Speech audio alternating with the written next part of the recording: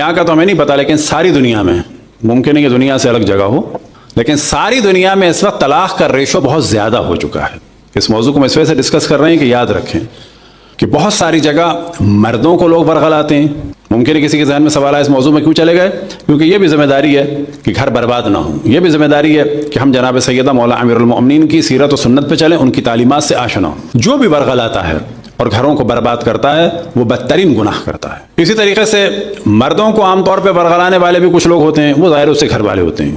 عورتوں کو برگلانے والے بھی لوگ ہوتے ہیں، وہ ان کے گھر والے ہوتے ہیں. جو بھی برگلاتا ہے وہ غلط کرتا ہے. دونوں جانب سے بات ہونی چاہیے کہ معاملہ فہمی ہو اور کسی کو بھڑکایا نہ جائے. مردوں کو کب سمجھ میں آتا ہے کہ جب بیوی چلی جاتی ہے کہ میرے بچوں کا تو کوئی بھی نہیں ہے. جب ڈائیورس کا سلسلہ چل رہا ہوتا ہے تو مرد کی ماں یہ کہہ رہی ہوتی ہے میری گلشن کے پھول. کب تک؟ تھوڑے دن تک. جب ذمہ داری پڑتی ہے تو پتہ چلتا ہے کہ نا یہ بیچارے پھولوں کا تو کوئی بھی محافظ نہیں ہے. بہن بھی اپنے کام میں لگ گئی، ماں بھی کام میں لگ گئی. اس وقت مرد کو احساس ہوتا ہے یار بیوی جیسی بھی تھی کم سے کم میری بھی غلطیاں تھیں، چلو میری بھی غلطیاں تھیں، اس کی بھی تھیں، لیکن بچوں کا تو معاملہ صحیح تھا. پھر وہ دوسری کرتا ہے، اس کو محسوس ہوتا ہے نا مسئلہ حل نہیں ہوا اور خراب ہو گیا. یورپ امریکہ میں مثال مشہور ہے، انسان پہلی شادی کرتا ہے تو اس کو محسوس ہوتا ہے غلط، دوسری کرتا ہے کہتا ہے یہ بھی صحیح نہیں، تیسری کے ساتھ رہتا ہے کہتا ہے یہ بھی صحیح نہیں، چوتھی پانچویں کے بعد کہتا ہے سبھی صحیح تھے، خامہ خائی میں توقعات میں نے زیادہ رکھی تھی، وہ پہلی والی صحیح تھی. لیکن ٹائم گزر چکا ہوتا ہے. خواتین سے بھی ہم یہی کہتے ہیں کہ جو بھی خواتین کو بھڑکاتا ہے غلط کرتا ہے. کبھی بھی آئیڈیل زندگی کی تلاش میں نہ رہیں. یہ دیکھنا چاہیے کہ اس وقت کیا بہتر ہے، دو بروں میں سے کون سا کم بہتر برا ہے. خواتین کو عام طور پہ کہا جاتا ہے کہ جی چھوڑو گھر آ جاؤ، پہلے بھائی بھڑکاتے ہیں، لیکن جب بہنیں گھر آ جاتی ہیں تو بہنوں کو احساس ہوتا ہے کہ باپ کے گھر میں تو خود اب باپ کی جگہ نہیں ہے تو ہماری کہاں جگہ ہوگی. پھر ان کو احساس ہوتا ہے کہ وہ آدمی کہ جو صبح سے شام تک جاتا تھا وہ تھوڑا بد دماغ تھا، اس کی ایک بات زیادہ بری تھی یا بھائیوں اور بھابھیوں کی اور ان کے بچوں کی توہین زیادہ بری ہے. تو خواتین ہمیشہ یہ سوچیں کہ یہ آدمی زیادہ بہتر ہے، اس کا تھوڑا سا خراب موڈ زیادہ بہتر ہے، یا دو تین بھائیوں اور ان کی بیویوں اور ان کے بچوں سے ہماری اور ہمارے بچوں کی انسلٹ ہوتی رہے گی، وہ زیادہ بہتر ہے. لیکن جب زمانہ گزر جاتا ہے تو احساس ہوتا ہے نہیں وہی بہتر تھا. تو ہمیشہ آپ آئیڈیل کے چکر میں نہ رہیں. خواتین ہمیشہ یہ سوچیں کہ اس وقت کم برا کیا ہے، کم برا کیا ہے. البتہ جب برائیاں ہوں تو یہ بھی سوچنی چاہیے اس میں ہمارا کتنا دخل ہے. بعض دفعہ مرد ایریٹیٹ کرتے ہیں اور کہتے ہیں ہم نے کچھ نہیں کہا. بعض دفعہ خواتین تنگ کرتی ہیں، کہتی ہیں ہم نے تو کچھ نہیں کہا. اور سب سے بڑا کمال یہ ہوتا ہے بعض دفعہ مرد اور خواتین کہتے ہیں ہم تو کچھ بولتے ہی نہیں ہیں، جبکہ ان کا نہ بولنا جو ہے وہ بہت ہی بری چیز ہوتا ہے. نہ بولنے سے کیا مراد؟ منہ بنا کے آپ رکھیں اور کہ میں نے تو کچھ بھی نہیں کہا. بابا یہ جو منہ بنایا ہے یہ بولنے سے زیادہ برا ہے. نہ بولنے کے معنی یہ ہوتے ہیں کہ ہم خوش مزاج ہیں، بدتمیزی نہیں کرتے. مثال کے طور پہ آپ کے گھر میں آؤں اور آنے کے بعد میں خاموش ہو جاؤں اور آخر میں کہوں میں نے تو کچھ نہیں کہا. بابا کچھ کہا نہیں، یہ جو خاموش منہ بنا کے بیٹھے یہ 1000 گالیوں سے برا تھا.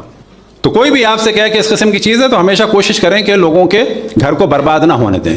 اصل موضوع کی جانب توجہ دلائیں. ہمارے یہاں بھی جو دین بیان ہو رہا ہے ممبر سے نام اہل بیت کہہ لیا جاتا ہے اور فقہ بیان ہو رہی ہے اہل سنت کے دوسرے سیاسی خلیفہ کی. کیا مراد؟ ابھی اگر شیعوں سے پوچھا جائے کہ بیوی کو طلاق دے دی ہے، ابھی طلاق ہوئی ہے، فرض کریں ساری شرائط کے ساتھ ہو گئی طلاق، اب یہ بیوی کہاں جانی چاہیے؟ یہ بیوی شوہر کے گھر جانی چاہیے. وجہ کیا ہے کہ عدت تک یہ شوہر ہی کے گھر میں رہے گی. شوہر پر واجب ہے کہ اس کو اپنے گھر میں رکھے، نکال نہیں سکتا. بیوی پر واجب ہے کہ اس کی بغیر اجازت گھر سے نہ نکلے. ہمارے یہاں کیا ہوتا ہے طلاق کے بعد؟ یہ الگ وہ الگ. طلاق کو ہم لوگ جانتے ہیں لیکن طلاق کے بعد رجوع کرنے کو نہیں جانتے. وجہ کیا ہے کہ نام اہل بیت کا لے رہے ہیں اور بدعت چل رہی ہے خلیفہ دوم میں اہل سنت کی. کون سی بدعت؟ کہ طلاق کے بعد کوئی چانس نہیں ہے.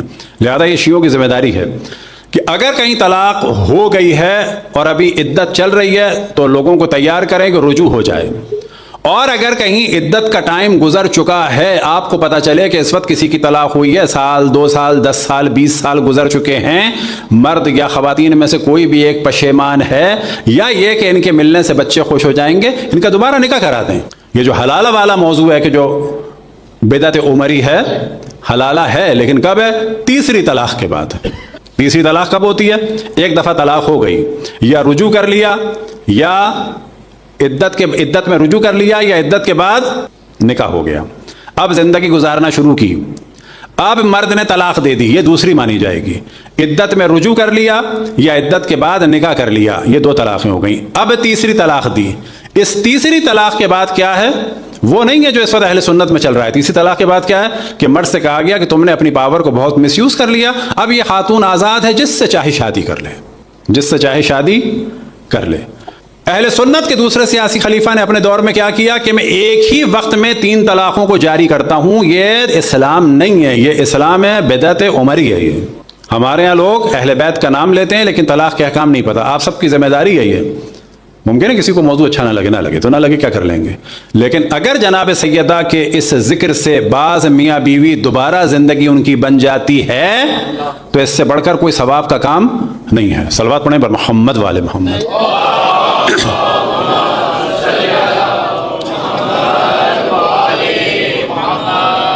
بس فرض کریں کسی کے ماں باپ میں طلاق ہو گئی تھی 30 سال پہلے.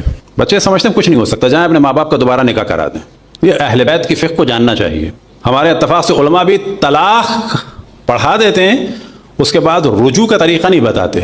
رجوع کا طریقہ کیا ہے کہ بیوی کو آپ کہیں گھر چلو، اس کا اگر ہاتھ پکڑا، گاڑی کا دروازہ کھولا، کوئی بھی عمل کہ میں تمہیں دوبارہ اپنی بیوی سمجھتا ہوں، یہ رجوع ہو گیا. نہ عربی، نہ فارسی، نہ مولوی، نہ ملا، کچھ نہیں چاہیے رجوع میں. اتنا آسان ہے. بس کوشش کریں کہ کبھی بھی کسی کے گھر برباد نہ ہو. اور یہ ذہن میں رکھیں کہ وہ سارے گناہ کہ جس کو ہم بہت برا